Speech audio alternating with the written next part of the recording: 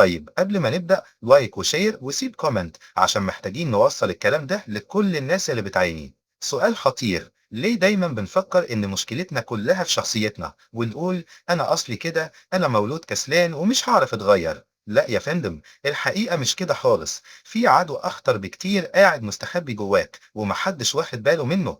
العدو ده اسمه قوة العادة. دي اللي بتكررها كل يوم وانت مش حاسس، زي الطيار الآلي بالظبط. عارف الروتين اليومي، هي دي بقى مسيطرة عليه. كل مرة بتعمل فيها نفس الحركة أو الفعل المتكرر، عقلك اللاواعي بيولع لمبة خضراء ويقول تمام كمل الطريق ده، فتلاقي نفسك بتصحى وتنام وتشتغل بنفس الطريقة المملة، كأنك بتعيد نفس اليوم بالظبط كل يوم. طب عايز تغير حياتك وتكون شخص تاني ناجح؟ الأمر بسيط خالص ومش محتاج كورسات ولا دوشة ولا خطط معقدة. السر كله إنك تغير العادة اللي بتعملها مش الشخص اللي جواك. استنونا الفيديو جاي عشان نقولك إزاي تكسر قوة العادة دي بالتفاصيل والخطوات العملية.